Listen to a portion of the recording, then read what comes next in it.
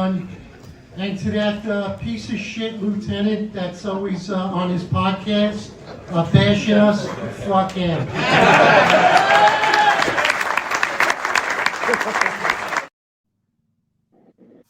All right, everybody, welcome to the show. This is the Finest Unfiltered, brought to you by New York's Finest Retired Unfiltered podcast. I'm Eric Dim, most complained cop, NYPD. Along with me is John McCary, the founder and the co-host to this podcast, retired lieutenant, sometimes unemployed. John, how you doing, my brother? Very well, my friend. I'm excited for the interview. I'm excited that our guest was able to join us. Why don't you introduce him for the world? Well, outstanding. Tsahi Shemesh, the founder of Krav Maga Experts, who is a dear friend to myself, and actually was my head instructor for some period of time while I was training Krav Maga. Krav Maga is a fantastic art. It really builds on a mindset along with principles and concepts about the training of Krav Maga. Tsahi, I thank you so much for taking your time out to speak to us. We'd like to talk to you today. So if we could start out, let's go right into it. Tell us a little bit about yourself, how you got into Krav Maga, and where you grew up, and when you transitioned from where you grew up to America, how Krav Maga has helped people on the streets of America, and your interpretation of Krav Maga for the people. Thank you so much for having you. Thanks for having me, I appreciate you taking the time to listen. So I grew up in Israel in the 1980s, and as a teenager in the 90s. Back then, Krav Maga was still a very, very young form of self-defense. It was not even very much known in Israel, and to be honest, I didn't know even what am I enrolling myself into. I started when I was 5, but I didn't even know what it is. I didn't know it's an Israeli thing, and like many people in Israel think Krav Maga is just kind of a general way of saying martial arts. So it took me quite a while, quite a few years until I got more mature to understand that Krav Maga is an Israeli thing, and what are the principles of Krav Maga, and how that is different than other things. But it's always been something that defined who I am, right? It's you become what you do, right? And that became part of my DNA. I never knew that not doing Krav Maga is an option. So it's just always been part of the background, right? I always knew that this is how my day is going to look like. I'm going to go to school, and then I'm going to go to Krav, and then I'm going to do my thing, right? So it defines who you are and how you think, and I believe that what you do defines other aspects in life. Right, so if you are trained to think like a protector, you become a protector. If you are trained to be a negative person, you become a negative person. Right, that's the nature of the beast. Right, training in self-defense, first and foremost, gives you the ability to make better decisions under stress. Right, because you're training your body and your brain to respond to stress in a more controlled way, right? Because you are putting your body and your brain under stress constantly, right? So the average Joe that never been in an altercation and never been under stress, they will experience everything in life as a stressful situation, right? And then they will make horrible decisions because for them, it's a big deal, right? What just happened is a big deal, right? Even if for you and me, it might be like nothing, right? Because there's no resilience. Right? We're building resilience when we're training people to defend themselves, to work with situations that are, pretty uncomfortable. Right? And the rest of your day post-training is easy because nobody is choking you outside of the mat, right? So everything else outside the mat is a lot easier, and it's a great stress reliever also. But overall, I think that people are training. Especially under my guidance, is to become better people. We don't want to encourage people to fight. In fact, if ever comes a person that is kind of a bad seed, and you can tell that their natural inclination is to start fights, or if they complain that this mat is not aggressive enough, the answer is you're right. This is not the right place for you. Right? Because I need to assume liability for this person. Absolutely not. Right? I'm not training people to beat each other up. I'm training people to avoid it. Outstanding. Well said. Go ahead, John. Sorry, I just got a question for you because we're leading into training, and I just thought you gave a great breakdown because the average Joe doesn't understand the stresses of actually being in a fight and in that situation. And in the police department, we don't receive that much training. I mean, most of the stuff is hands-on. What do you think about the fact that police officers, particularly in the NYPD, only receive combat training in the police academy? and may I say, not enough. Even in the police academy, if I remember correctly, it's less than 10% of the time, and the rest of the time is training with a gun. Yet 90% of the time you need hand-to-hand combat, and 10% of the time is the gun, or even less, right? So I don't think the training is appropriate for the type of job they're doing. And I can tell you that based on my personal experience in the Israeli army for decades, we used to train, at least when I was in the army, to conquer empty hills. And because of the previous wars, right, we prepared for the previous war with Syria and with Lebanon and with Egypt. But in fact, the war we got into was in the West Bank. And you didn't have to conquer empty hills anymore. You have to learn how to fight in urban fighting. And we were not ready for it. We had no idea, because we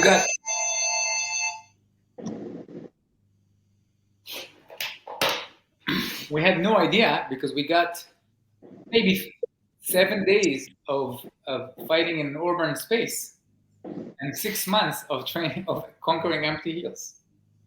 So, in fact, we were not as prepared for the fights that came towards to our way. And naturally, it leads to more stress. Naturally, it leads to more casualties. Naturally, it leads to us being more stressed, therefore overprotective, right? Because when you don't have enough knowledge of how to fight, you become overreactive, right? So everything becomes a threat when you don't have the ability to kind of monitor it and de-escalate. Now, not to say that the fighting in the West Bank or Gaza is easy at all, even with proper amount of training. What I'm saying is that you have to simulate the training as close as possible to what the operators are going to meet at the field and how their job is going to look like. Because otherwise, you're teaching them Chinese and then they go to Japan. It's two different things.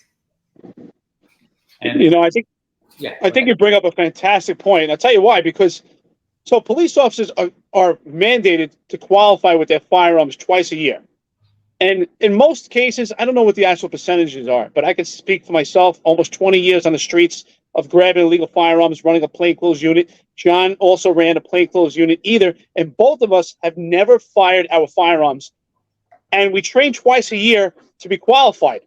And yet, we were in constant tussles because when you're grabbing someone with an illegal firearm or you're making an arrest, the likelihood for a violent struggle, which is a physical confrontation without needing firearms, is highly likely. And in most cases, it does happen. And yet, the only training offered is what John said, is after the police academy, you were on your own. Now, I had taken it upon myself to be very active in martial arts throughout my career. It just made it a part of my life. John is a very, avid, physical trainer. He's always taking care of himself, really into fitness. So that was important to us. But if the training and the funding is not there for that. And so we're really missing that link. And I'm really glad that you put that on. So what I'd like to also talk about is mindset, right? It's because there is a mindset that is very important for self-defense. Because I do agree that if you train, your anxiety levels are much lower than someone who doesn't. And that itself could be the de-escalation in a confrontation situation. So could you explain for the public so that they understand because it comes to mindset, what is the difference between training martial arts and a self-defense program? And where does the mindset correlate to that? So martial arts and self-defense are not the same thing. Absolutely not. Right? The martial art, by definition, if it's traditional martial art, or if it's more geared towards sport, there are different objectives, right? So if you're looking at boxing, which is, I guess, falling under the martial art category for most people, but in fact, it's an art of fighting. It's not not a traditional art, but there is a goal of knockout, right? That you want to get more points, so you win or you lose, right? So there is conviction by the end of the fight, winning or losing. And there's also a referee that makes sure that you're not going to end up dead in this fight. But out in the street, there's no such conviction, right? And there's a lot of gray. It's not just winning or losing. And mostly what's on the line is ego, right? Because people get into altercations because of their ego, because they fail to get that under control. Most of the fights, I would say 99% of the fights, are definitely easy to de-escalate, yet people choose to escalate. And for that, I have the different definitions, right? And I know I'm diverting a bit from the question, and I will get back to it in a sec. But sometimes you have good people with a bad day, and someone that, let's say, just lost a job or lost 25% of his assets on the market, and someone bumped into him in the street, and that's the last thing he needed. That's the last straw, and then he just goes off, right? He's not a bad person. He's just having a bad day, right? And then therefore he did a bad deed. Yet he's not. This doesn't define him. It just defines his moment, right? He may be doing something that will define the rest of his life, but hopefully not. So sometimes good people do bad things, and sometimes bad people do bad things, but that's transactional, right? So people that either they have bad sets of value, right? So their values they're okay with hurting others. It's transactional. If I hurt you, I get I can take your wallet, I can whatever, I can steal something from you. That's transactional, right? So that's pretty easy to define. And there's the evil people inflict pain with the intent to hurt and get joy from it. But there's no transaction, except from the enjoyment of hurting others, right? We've seen that happen in Chase Bank last year with someone just into the ATM machine and just smashed someone with an axe for no reason. There was no pre-fight. There was no interview phase. There was nothing, right? It just went in and started attacking the random guy for no reason, without, it was unprovoked completely, right? That's the definition of evil, right? That's not a good guy with a bad day, and that's not bad. That's evil, right? Because he had only one intent, and that was the intent to kill or hurt severely. So, self-defense in situations as such, you have to think about what is the minimum damage required in the situation for me to leave that room, the space, safe, right? With the minimum harm to me and others. Right? And there's what you call, when I teach, it's called acceptable damage. So what is acceptable for me to do and what's not acceptable for me to do? In martial arts, the question is different, right? Because there's, I always say that there's a big fat lie in the martial art industry that there's the defender always wins. Right? So you attack me, and then I'm going to beat the crap out of you, and you're going to end up on the floor with a broken neck. Great. But in reality, it doesn't work, right? Because people respond. But in the martial art, on the mat, when we train, in fact, it's fight choreography, right? Because I attack you, you know exactly what to expect, exactly who, exactly when, exactly where, exactly how, and in a timing that will work for you, right? So I'm not going to do it too fast, because otherwise you won't be able to perform your technique, and then you're going to be a badass, right? So people have this fake sense of confidence when they are training, until it becomes at some point the ability to fight, if there is proper training involved, right? If they're actually learning how to work with stress. But if not, they will learn if comes the time that they need to fight, they learn that they know nothing. Right? You know how many black belts I have on the mat that come from other more traditional arts, without naming names, then they're getting their ass kicked by, white belts, like the most beginner people, because they have a different mindset. A beginner in a fighting mindset is far more advanced than a black belt who trained in traditional arts for all his life. And people that are in the street, they are not, if they don't have any, like what's called in the academia the barrier of evil, if they don't have that barrier of inflicting pain and trying to hurt others, they don't mind it, right? But if I'm a normal person and don't want to hurt other people, I cannot win that fight. Right? I have to borrow your values if I want to win, right?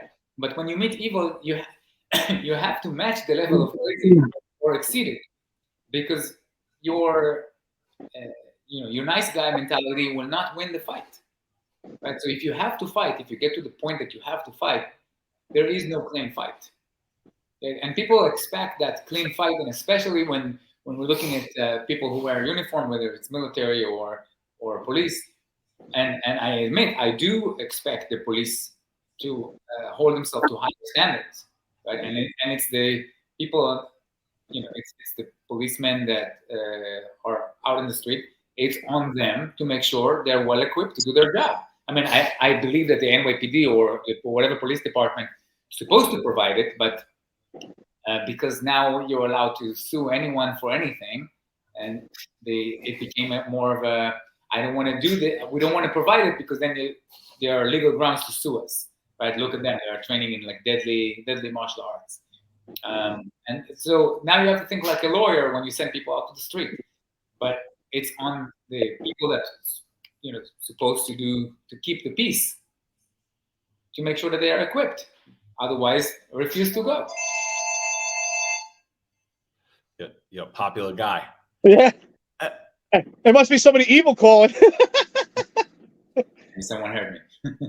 I think that's a great analogy that you gave, and a great point, because I mean, me and Eric talked about it offline about mindset, about that the average cop doesn't even train. So you're talking about guys that they train every day, and they're actually under stress, and even they have a false sense of security. But we talk about how most cops don't work out, aren't physically capable of even handling it cardiovascularly, a fight, never mind have the actual training or know-how of how to fight. And they're like, yeah, if this happens, bro, I'm going to do this and I'm going to do that. And they have a complete false sense of security, and it provides a huge ego to them. And then they have this huge ego, and they're walking around, and it does escalate situations. So like when me and Eric talk about de-escalation, we say sometimes de-escalation is using force, is using violence, but de-escalation is also exuding competence and not having an ego and being able to ascertain situations. Because even sometimes we see scenarios in the police where it doesn't even escalate physically, but we see cops making wrong decisions because of their ego. We just saw a perfect example. I don't know if you guys seen on the news, the cop swerving at the kid on the scooter on the highway, and he's actually swerving at him. And I'm like, oh my God, what are you doing? Like, I personally believe that cop should be suspended. And I personally believe that's an ego issue. And I think it's important to like have these conversations. And I really appreciate you bringing it up, because I think you even just taught me a lot right there about ego. So I really appreciate that point. Yeah, and if you think for a second, like outside the box, right? Like, because it's very easy to be in the bubble of I'm in service, and I know that I'm doing it because of my values. I'm a protector. I want everybody to be safe, and I want the country to be safe. I want the city to be safe. I want my family to be safe. So you have all those things on ahead of you, right? Like you know that you're doing the good thing, right? So you never question yourself, is my mission right? Right? As the things that I'm supposed to be doing right now, is the person above me sending me to do X, Y, and Z, is it right? Right? As a young soldier, right? I joined the Israeli Defense Force when I was 18, and there's a reason why we're recruited when we're so young, because then we don't think, right? But you don't have the ability to judge the situation. At least back then, you're talking about 20 years ago, not have the same ability as I have now to say, you know what, I don't agree with that, right? Because in the military, there's no room for if you agree with it. You don't agree with that? Okay, F you, deal with that. You go shove it. And it's not about how you feel in the situation. There are missions, and missions should be done, right? So we never stop and ask ourselves if our mission is correct, or if it's done correctly. Might be the mission is correct and not done correctly. And we have people that are out in the streets every day and dealing with bullshit every day, and dealing with haters and the people that are instigating every day, and then they're supposed to have the same level of tolerance every day. But it's getting shorter and shorter, right? So then you become hyper reactive because you're like tired of it, right? And also, let's not forget that these people who wear uniform are also people, right? So they have other problems in their lives, and people with low self-esteem, and that's, by the way, most people have low self-esteem, unless you are doing a lot to improve it. So every decision they make is a decision that will eventually inflict on their, is that decision is, am I a good person or a bad person? I'm a strong or weak, right? If you always see yourself as someone with low self-esteem, you always need to prove that you're good, right? And if you have authority, you expect someone who sees you bad to respect you, right? To respect that authority.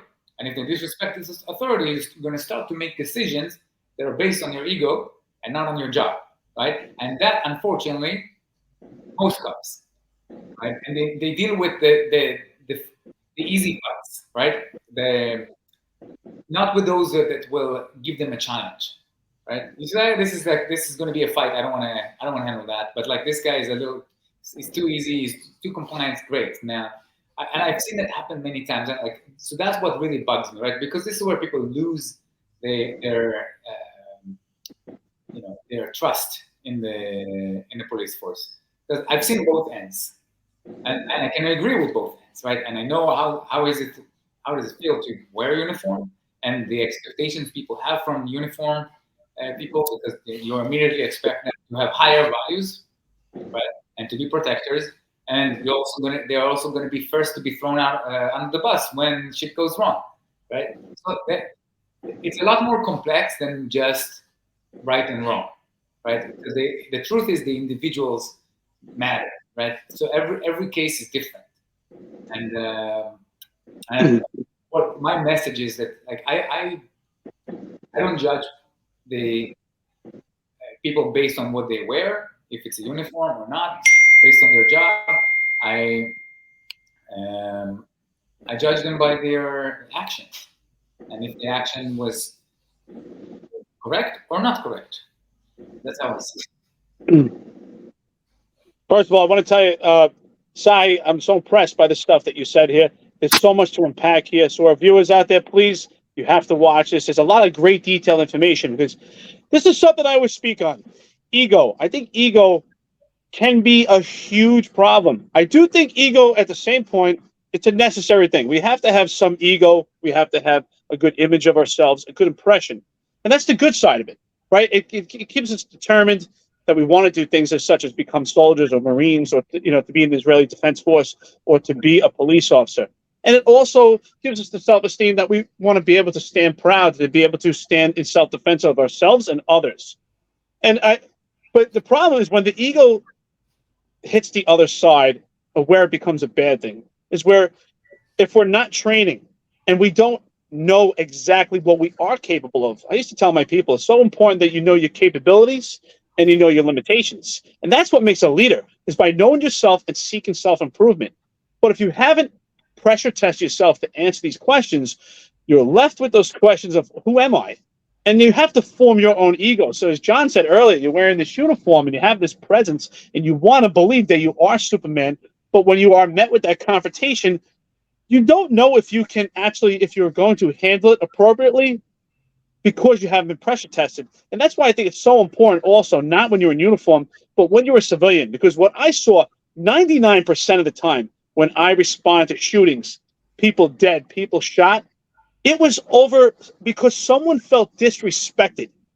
And so if we have the capabilities that if we're pressure tested and we know that we have the ability to fight, we have the choice to walk away. We don't have to feel disrespected because we know what we are capable of. But if we don't answer those questions, then we have to challenge ourselves because we feel disrespected. So with that, I want to thank you. And that's why I say also it's important that we have a mission and a purpose so that that should overshadow the ego. So that's why I say, when do people, you feel, in your opinion, and I've read your article, which I think is fantastic, about self-defense.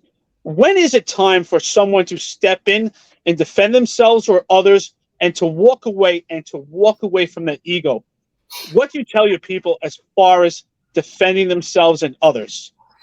So it's a great question, right? And I think that there's multiple answers to the same question, as always, right? Because the more you know how much there's more to know, right? So when you ask me a very good question about warriorship, right? Protecting others, being a protector.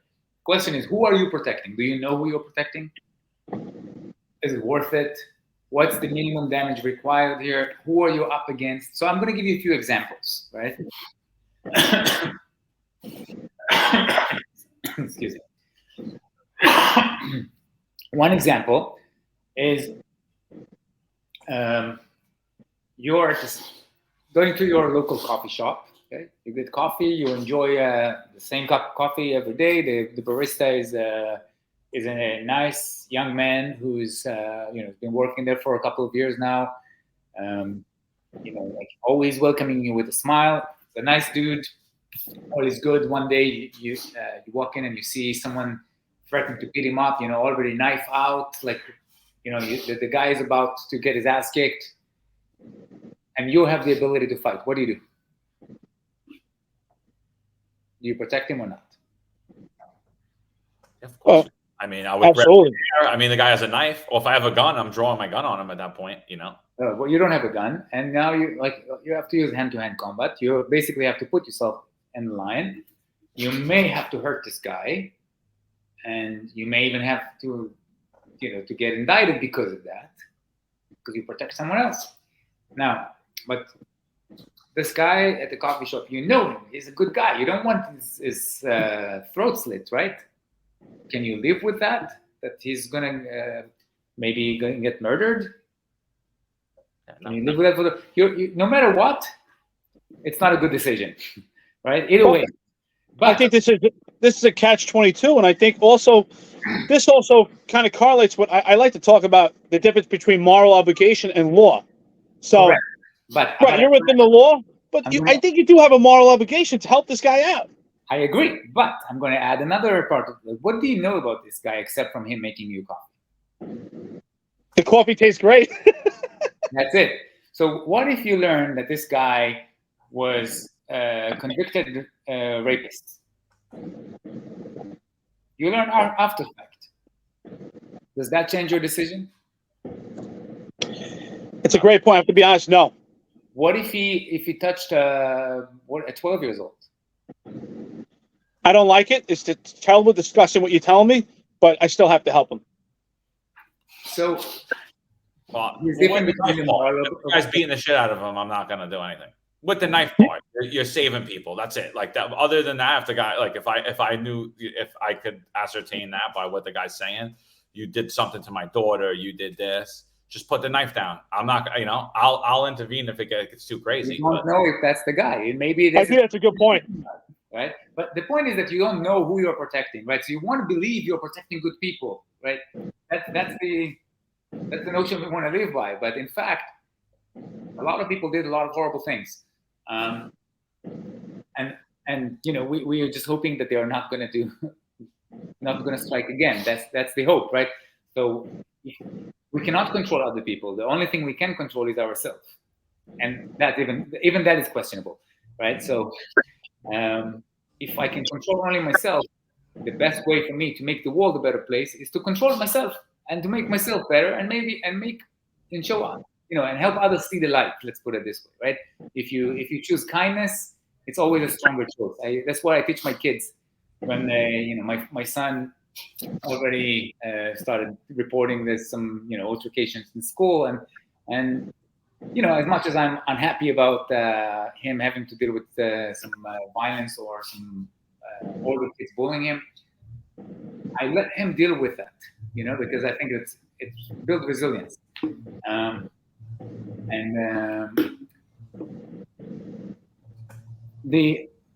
remind him, I explain to him the situation that people that behave this way, that instigate and looking for fights, they're not happy people.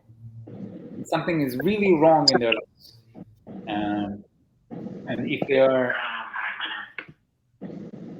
if their life is not good enough, and then that's why they choose negative interactions, you don't have to punish them. Right? You can disengage from them, but to disengage and to de-escalate, you really need to be strong. It's an act of kindness, and kindness is not weakness. Kindness is a lot of strength. People confuse it with weakness, and it is indeed weakness if you don't have another choice, right? If you choose to be kind, right, because you just don't know how to disengage, and you choose the kind, quote unquote, because you just don't want to get your ass kicked, that's not kindness, right? That you may, you played by the book, but that's not kindness, because it's not kindness by choice. You must be talking about the NYPD leadership.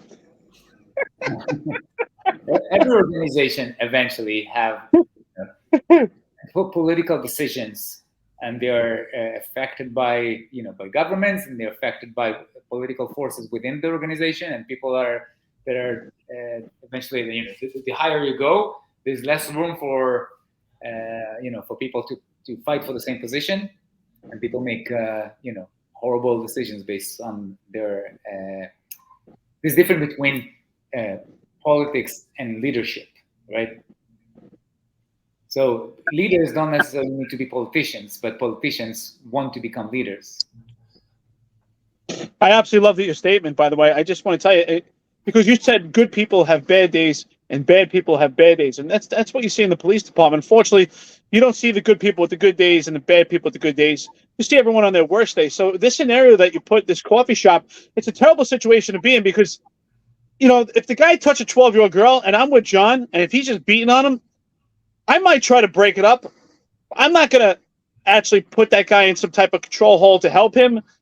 But if he does have a knife, and I mean, now he has the potential to kill him, I do feel I have a moral obligation to stop that. And like you said, that could be the father of that daughter. So here's a good person in defense of his daughter, but he's doing a bad thing by presenting a knife. Now, what It's a if terrible situation. Your father of, you have a few kids, and like recently newborn, right? So yeah. Are you willing to take the knife, and maybe your youngest son will never even remember you? Are you willing when you defend a rapist? Yeah, I mean, that's what he's done his whole life. I mean, that's yeah, he is. That's what we. A lot of us. I'm sure you as well. And I agree with Eric. There's a huge difference between. I don't say moral law. I say God's law, and I don't. It doesn't matter if we believe in different religions. Whoever your God is, I say there's a huge difference between man's law and God's law. And I think that today, in today's society, particularly in the police realm, we're attempting to blur those lines by pretending that all of man's law is moral, and when it's not. And I always related that to, as a child, I know of being of Jewish descent. I'm myself Roman Catholic, but I read Anne Frank at a very young age, and everything the Nazis did was legal, and that always stuck with me. Everything that they did was legal, and so I never put too much weight on a law that I heard. I made sure that it was something that made sense. So if I was going to pull over a good person who was having a bad day that day, they were on their phone, they drove 5 miles over the speed limit, whatever it is, and I ran into it, and I could ascertain that, even if they were slightly nasty to me, I would be like, do me a favor, just slow down, stay on your phone, have a nice day. So I really, I think this is a really deep conversation. I love it, and I really appreciate you having you on. Could you speak to your views on the Daniel Penny Jordan Neely situation? Yeah, as an expert. Yeah, based on the information I have, right, and I got information mostly from the media. As I don't have too much of an insight of what's going on there, but based on what I know, right, it's an unfortunate accident.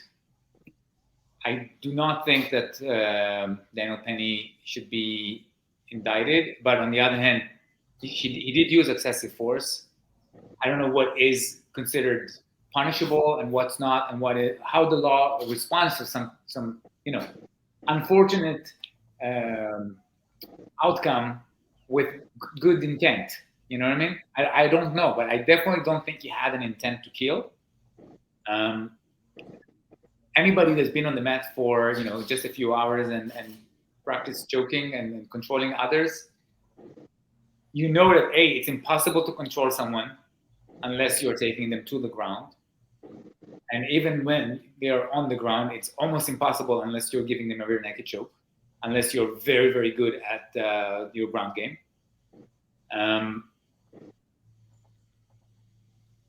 I think that if you choke someone and you feel them very quickly, like how their body reacts, so that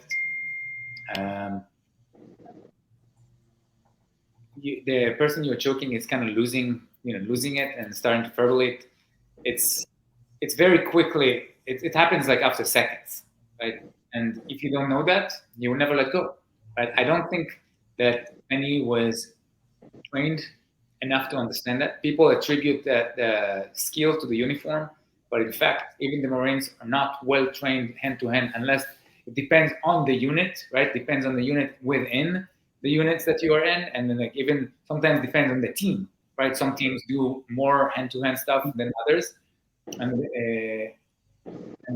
soldiers are mostly trained to use their rifles, and they are wired to protect others, and I think Penny was wired to protect others, and that's why he, kind of stood up and did what he thought is right. And if Jordan really wouldn't die, just pass out, which hopefully wishfully that will be the case, and he will get arrested and then out after 12 hours, but harass more people afterwards. But he could have been the hero. But I think, who knows, maybe he also had a PTSD and he was not even in the moment when that happened, because people underestimate PTSD when it relates to others. Everybody understands their own anxiety, nobody understands others, right? Because people judge others by their actions, not by their feelings, but they judge themselves by their feelings. No, but I felt that, so it justifies what I do, right? So who knows how he felt, the amount of pressure that was applied on him from the other two guys that helped. So my assumption that he had absolutely no intent to hurt, and he did it from being a good Samaritan and try to help others, and that I think is a worthy cause. But when you do so, remember that it's not your job to bring people to judgment. It's not your job to bring them to judgment, right?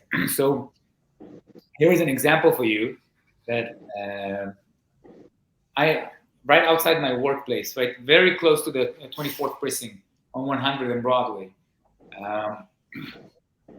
On my way to work, I saw this woman with a cane getting her ass kicked by 4 gang members.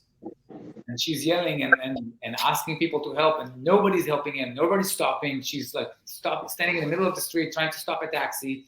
Taxi's looking at her, speeding up, and nobody was willing to help. Okay, I heard the screaming while on my way to work, so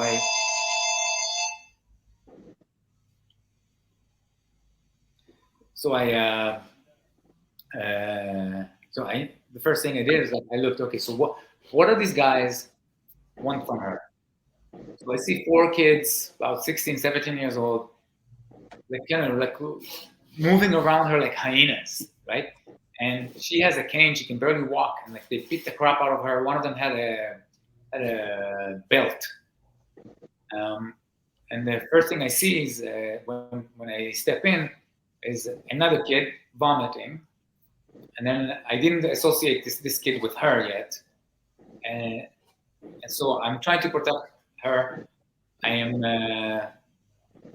putting my body on the line and using mostly my voice, right? I'm trying not to be physical with them, but I'm being authoritative, right? People tend to respect authority more than physicality anyway, right? Because then it's not a call for challenge. And I'm looking for for all the triangles, right, with the arms to make sure that they're not pulling any sharp object or any guns on me. So when I'm trying to like de-escalate, but and show authority while I'm also feeling inside like I want to kill you all, right? Like, who are you to beat this woman, right?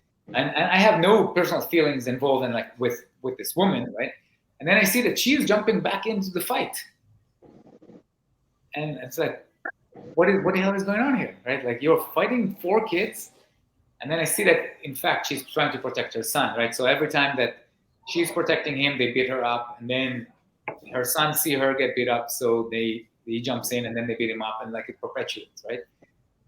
So I'm trying to isolate them, but it's very hard to isolate 2 people and 4 people chasing you. So I realized the only way to get her is if I take the son, right? So I choked him out. I came from behind. I gave him a rear naked choke, very nicely. I just put him to sleep.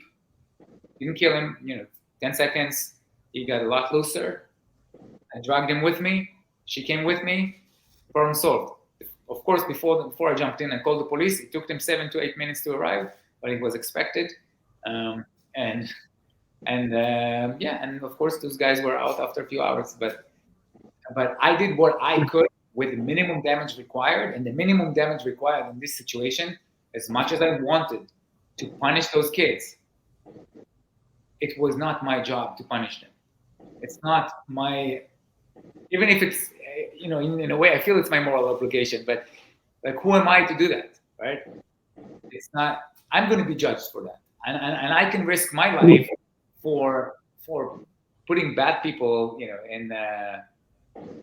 in a kind of form of punishment. So it's not my job. And the more expertise you have, the more ability you have to de-escalate and do less harm.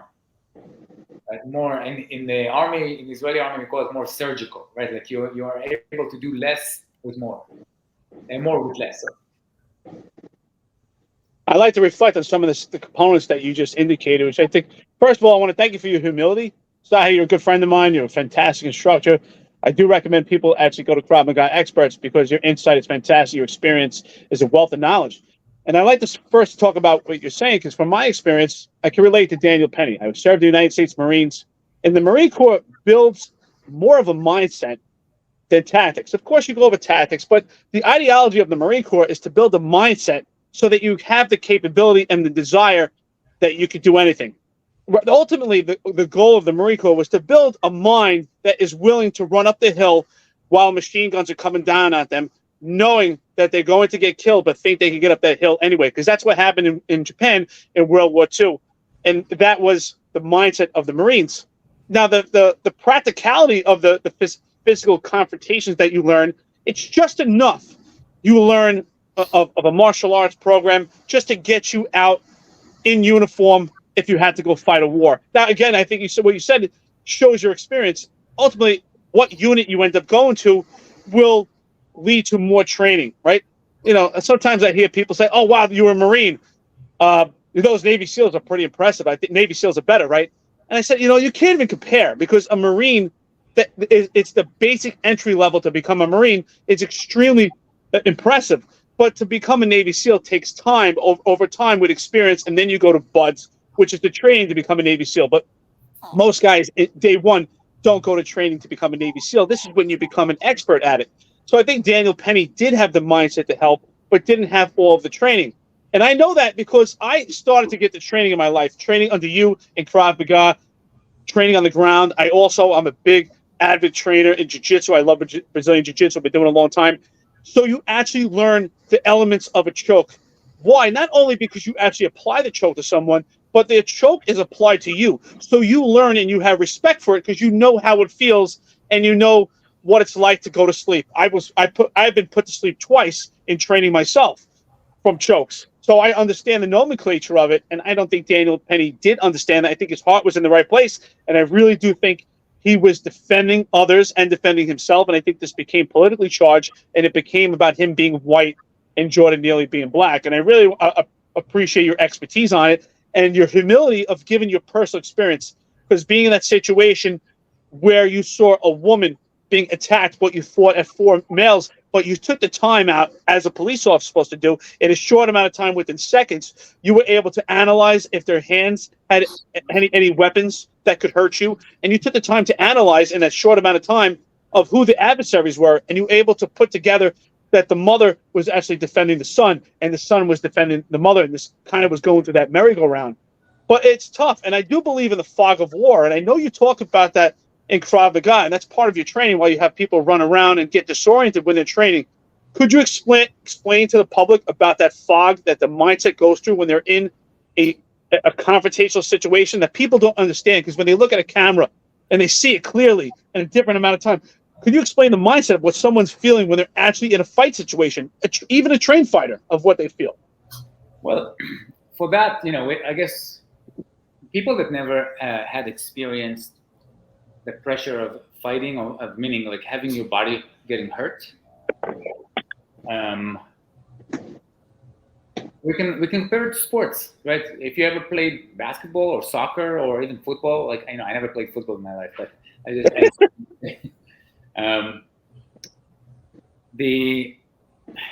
when you shoot and you miss like when you're like 3 feet away from the basket, or you are like 10 feet away from the goal, and like no goalkeeper, and you still miss. How did that happen? Right? Because you're under stress. Your life is not on the line, yet you're under stress and you miss. Right? How many times each of us have missed in situations like that? I'm sure in your in your amateur career of just playing with your friends, you missed hundreds of times. Now imagine that what's on the line is your life and your body. You're going to get hurt. The level of stress is a million times more. You're not going to remember almost anything from it. Your brain is in the fight or flight mode right now, in survival mode, right? So all your senses right now are focused on one thing, survival, right? And the more trained you are, you'll be able to collect more information from the situation. But if you put two people in the same situation together, each of them is going to remember something different and experience it differently also, right? So there is no such thing as judging people as, oh, look, you should have done this, you should have done that. It's very easy when you sit on the couch, eating your potato chips and watching that in slow-mo and back and forth and analyzing it, when you're in the comfort of your AC. That's not what that guy felt. Right. So when you're watching, LeBron James missing a 3-shot, 2 seconds to the end, and then losing a game, and saying, "Oh, what a loser!" Try to be that guy that throw the shot, and let's see if you hit it. 99.9% of the people will miss, right? And but they like to believe that they don't, right? So in their mind, in our minds, we're way better people than what we are in reality, right? In the future, we will, we'll eat well, we'll exercise, we'll do all those things in the future. But right now, I'm not, right? But in my mind, I am that person, right? So people don't really have realistic expectations from themselves, of themselves, and unfortunately, a lot of what we do today is based on the response of the keyboard warriors, right? Those who are very, very loud, yet anonymously making comments very aggressively, and they put nothing on the line. Right? You can't review them back. You don't even know who they are.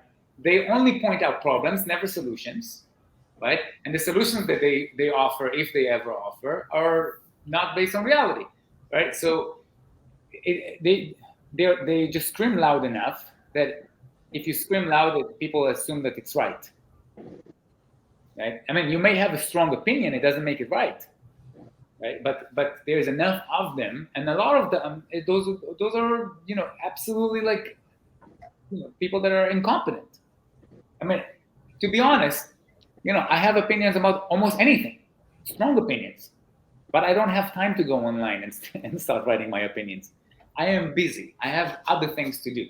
Right? Like I have a mission in life, and I don't have time to go and just write bullshit on someone else's account or respond to the talkbacks, and I just don't have the time, right? So people that have a mission are also busy. right? So my assumption that people take the time and write all those comments that are not based on knowledge and experience, they're just kids or people who failed in life. Most times, I can't say all the time, but I say most times, there's people that have this extra time because they didn't do well. That's brilliant. I love it. That's absolutely brilliant. That's exactly. There's a lot of people. There's a lot of people I know he's talking about, John. Yeah, no, absolutely. I mean, you described that perfectly. I'll even say with the protesters too, with the covered faces going out there, like they're not there. They have nothing to lose. There's nothing on the line there. They have nothing to gain with it. It's like I always say, if you're a real person, you'll stand behind your words. You'll stand behind what you believe. You'll stand behind what you say. Could you just speak to, and not the whole of Krav Maga, and obviously I could tell just by listening to you that Krav Maga is something that should be trained 100%. How much of it do you believe would be useful for police? I believe all training would be useful for police, but how much training would they actually be able to use out in the street that you believe? I believe it's 100%. I mean, the Krav Maga has curriculum for police, for military, for kids, for women, for co-ed classes, for a reason, right? So you have to think about the objective. Like when you set up a training program, you have to think about what is the objective of this program, right? What do I need my student or my trainee to know at the end of the training session, right? So if my goal is to create competence and fitness level that is high enough even just for them to have enough oxygen in their brain to think, right?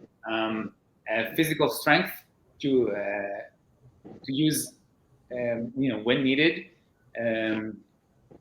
more like minimum movement and maximum result, and minimum damage altogether, then I cannot follow a formula that is based on tradition, because the threat may change from time to time and people change, right? Like, so what will work for Eric will not work for me and vice versa, right? We have different body types. So Krav Maga is a flexible system that will meet the individual where it is. And if I teach a group, I have to meet the group on the average of the group based on what it is and based on their objective, right? So since you have a very different lifestyle than, let's say, a 22 years old woman who, wear Lululemon pants and spend half of her day in the coffee shop. Since you have a very different lifestyle, I have to address the training based on such, right? Because you are way more likely to have an altercation in your day, right? Because of your line of work. I know you are unemployed right now, but still.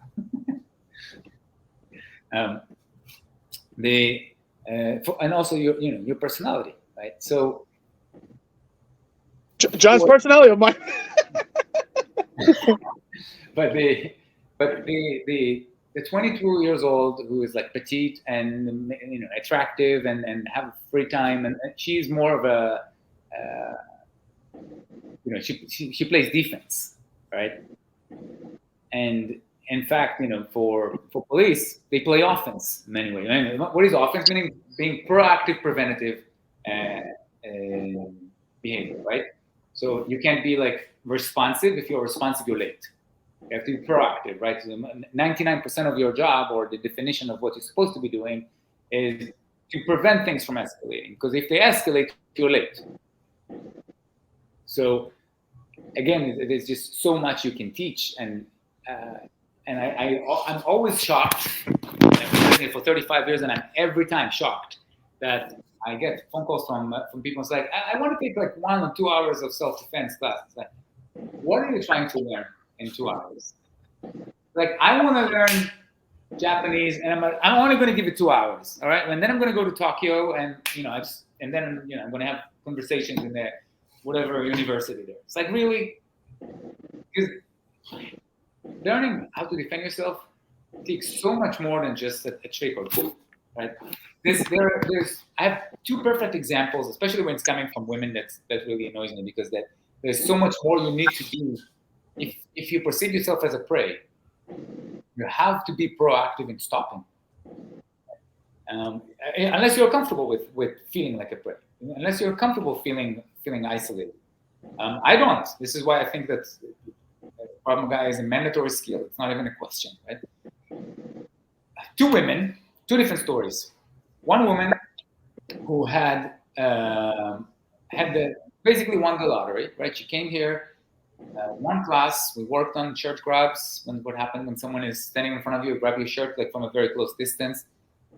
Day after, the exact same thing happened to her. She remembered that. She responded well. She broke the guy's nose. She called the police. All good, right? Sense of empowerment. She felt amazing. She did not continue her training, by the way, but she felt amazing. And her narrative now is that I'm not a victim. Great. And if the guy came from behind and choked her out, there's nothing she could have done. But luckily, she had the proper training for that time. Another woman who enrolled her daughter into training a few years ago, lived in the Lower East Side, and kept on saying, "Oh, really? I really got to train. I really want to train here. Like I need to do it. I know how valuable that is." And she even enrolled her daughter because she understood how valuable that training is. And 4 weeks later, she got strangled to death in her own apartment. And I kept thinking to myself, "Oh my God, like if she actually trained, if she came for just a few classes, maybe that could have been a different ending, better ending." Right? Now, let's go back to Daniel Pinniff in a second, right? Think of this woman who got murdered. And let's change the outcome of the situation. Let's say she came and trained. She trained maybe 3 or 4 classes. She had like a more or less ability to move. This is definitely not enough to defend yourself, but she got some basics, right? She got like A, B, C. And she ended up breaking some object over the guy's head, and he end up dead. Is that self-defense or not?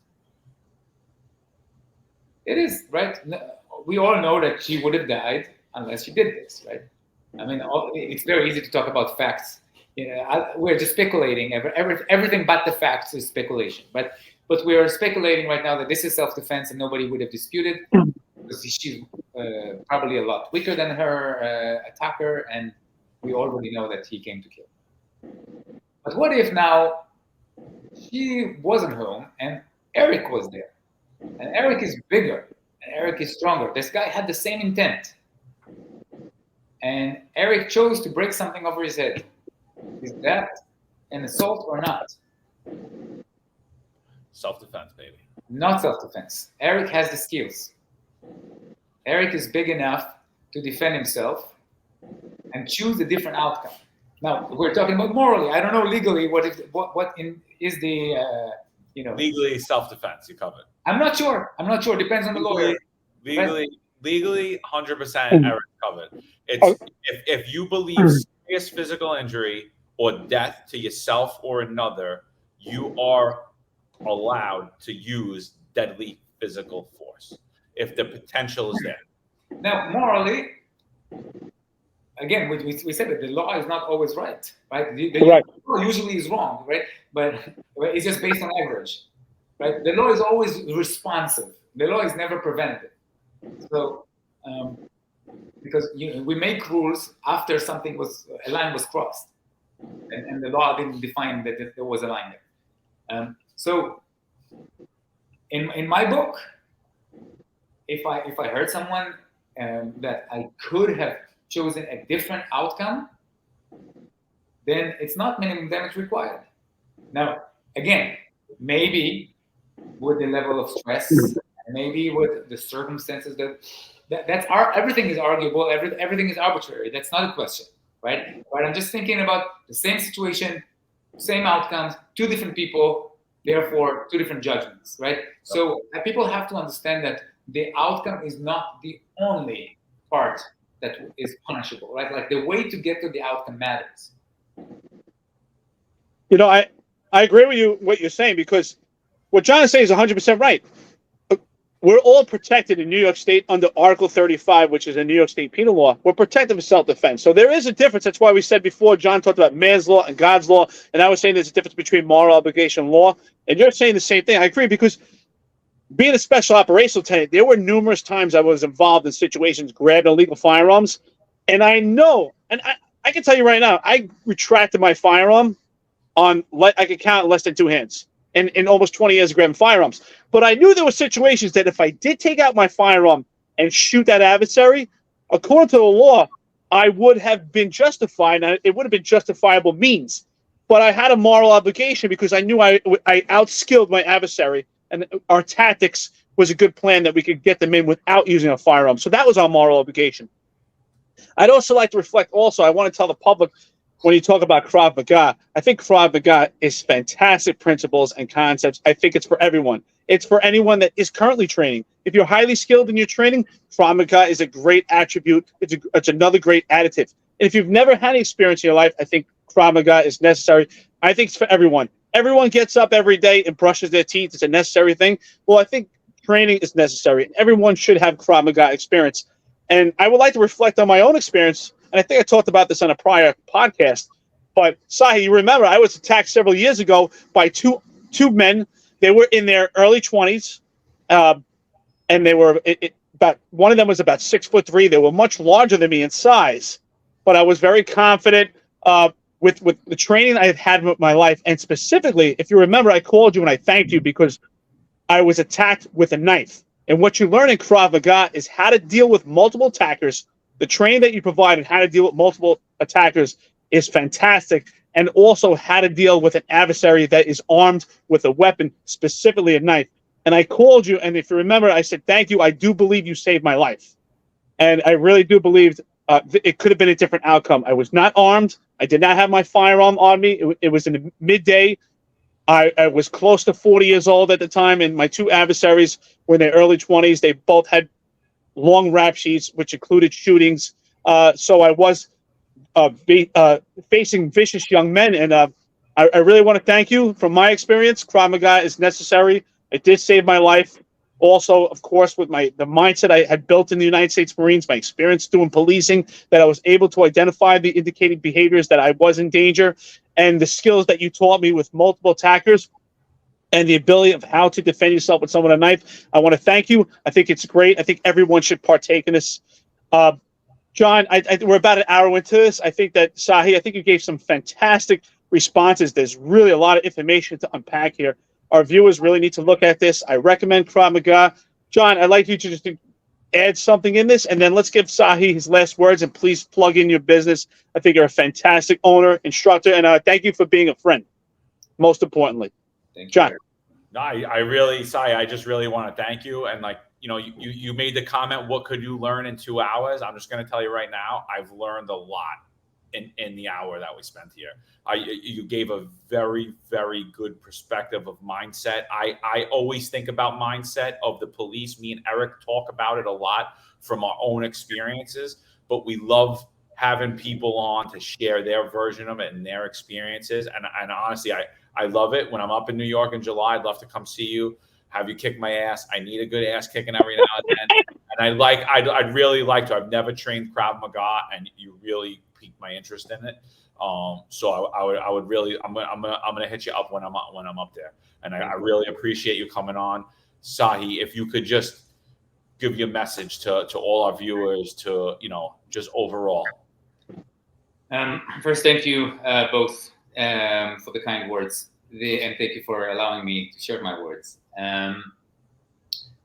If I had to share my elevator pitch for what I do, it's a mission, right? Learning self-defense is a mission, and it starts with self-respect first. You have to respect yourself enough to know that you are the first and the last line of defense.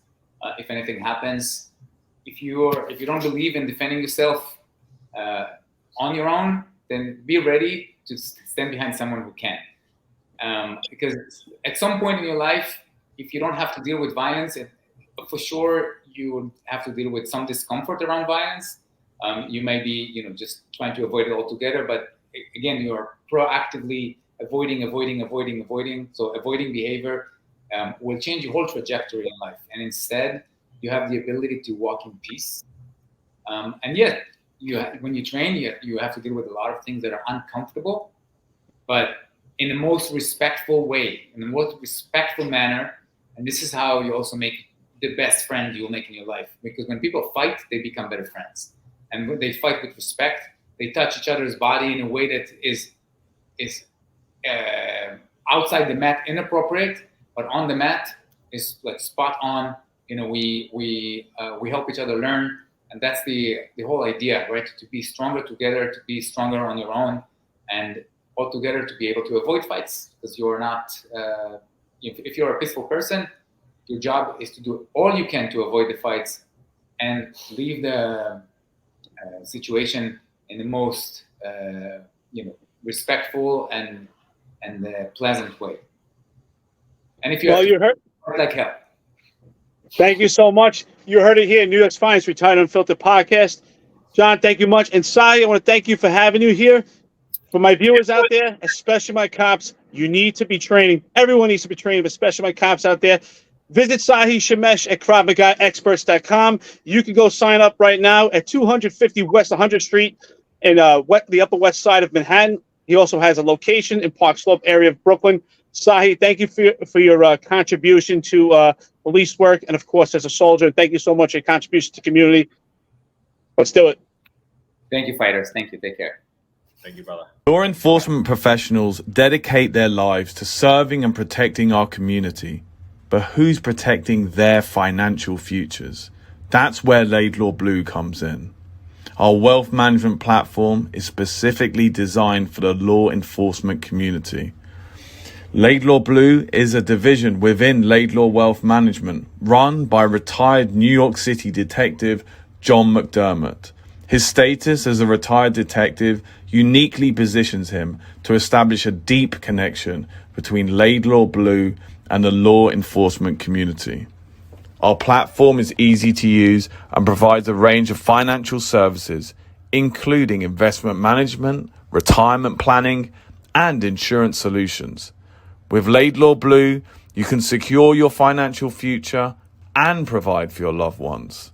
Our team of experienced financial advisors understands the unique challenges and opportunities that law enforcement professionals face.